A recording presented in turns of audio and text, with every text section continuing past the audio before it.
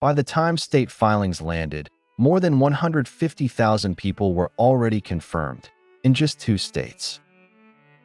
Their social security numbers, their medical records, their financial details, not held by their bank, not held by their hospital, held by Paylogix, a benefits vendor almost nobody outside an HR department has ever heard of. And no one has told the country the real total yet. This is the file on a name you never signed up for. Between November 13th and 18th, 2025, someone got inside the Paylogix network. Files were copied over 5 days. Paylogix's own notice calls it a cyber event, a network disruption. The word ransomware never appears in the company's letter. What copied files usually mean, it does not say. Analogy first. Paylogix sits in the back office between your paycheck and your benefits plan. The industry calls that a third-party administrator. Paylogix runs enrollment and premium billing for employers and insurance carriers nationwide. Products it brands Pro-Enroll and Consolidated Billing.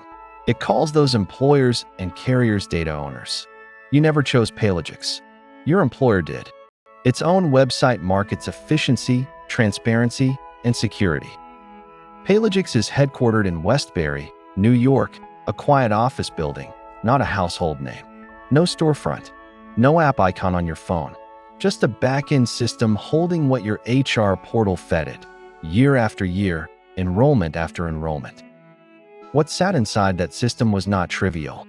Names, dates of birth, social security numbers, voluntary benefit information.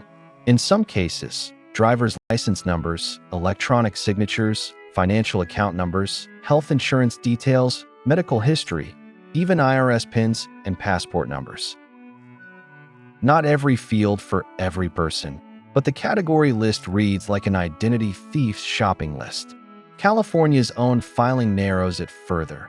Name, birth date, signature, financial account numbers, health insurance, medical history, and social security number, all in one record.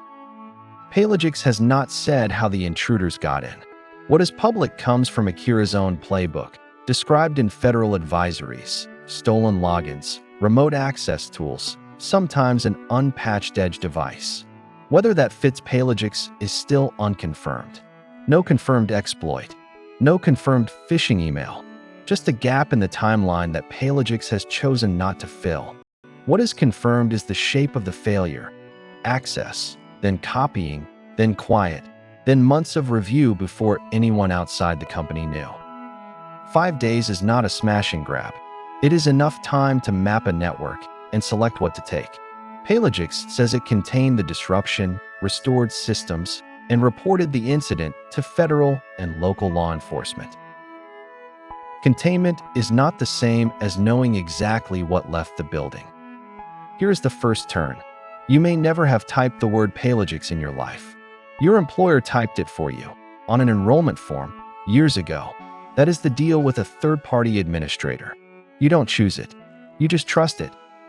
January 23, 2026. While the investigation was still open, Paylogix quietly posted a notice to its own website. No mass mailing yet.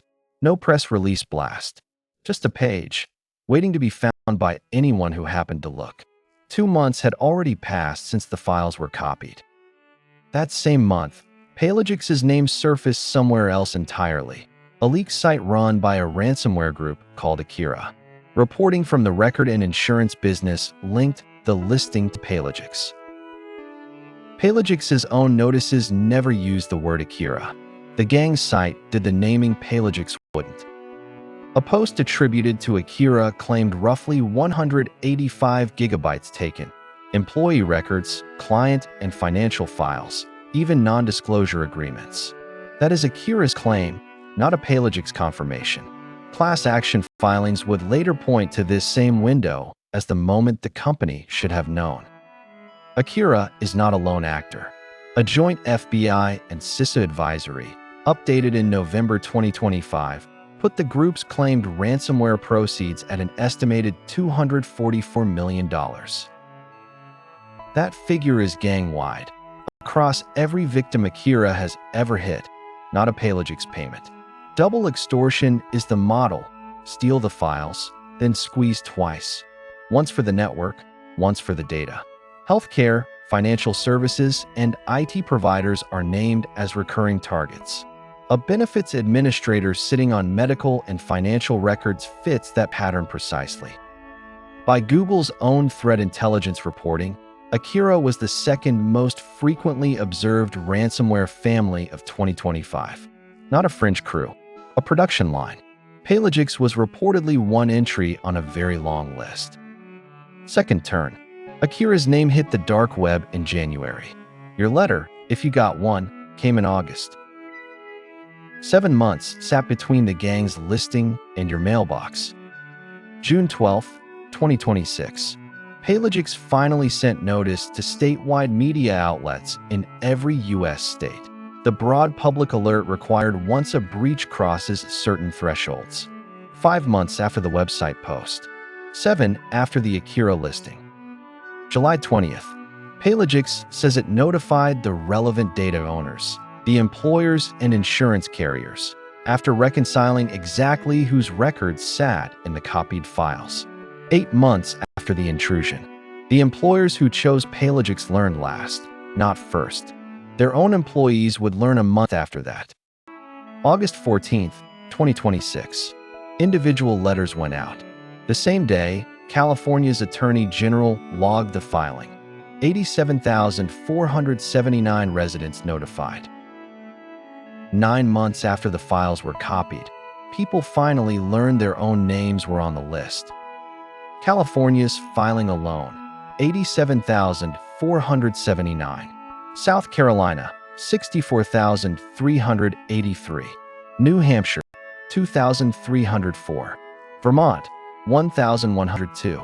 Rhode Island, 634. Reporting citing additional filings puts Massachusetts near 6,420. Add just the first 2 states, and you already pass 150,000 people. Add New Jersey, add Massachusetts, add every other state with its own filing threshold. Paylogix has never published one nationwide number. The record asked directly. The company did not answer. Third turn. State filings prove tens of thousands of people in state after state. What they don't prove is the whole picture. Nobody outside Paylogix knows the true national count, maybe not even Paylogix itself. For the people on these lists, this is not an abstract filing. It is a social security number sitting in a stranger's copied folder. A medical history nobody consented to expose. A benefits enrollment they filled out at a new job, trusting the process. Most of them still don't know which employer's paperwork led back to Paylogix. Paylogix says it is not aware of identity theft tied to this event, yet. That is a company statement, not a guarantee. Lawsuits followed. One complaint, filed in federal court in New York, alleges Paylogix knew about the Akira claim by mid-January and waited until August to tell individuals. That is a legal allegation, not a proven fact. But it is now a question a judge will have to weigh: how long a company can review before disclosure becomes delay. If you get a Paylogix letter, don't skip it. Enroll in the 12 months of monitoring through CyberScout and TransUnion. It's free, and it's already paid for. Check your own credit report. Consider a credit freeze if your social security number was listed. Watch for any unfamiliar medical billing, not just financial fraud. And ask your own HR department one blunt question: which vendors hold our benefits data, and who's checking on them? Paylogix is not a household name, and that is exactly the point. Every benefits enrollment routes through vendors most employees will never meet. Quiet infrastructure until the day it isn't.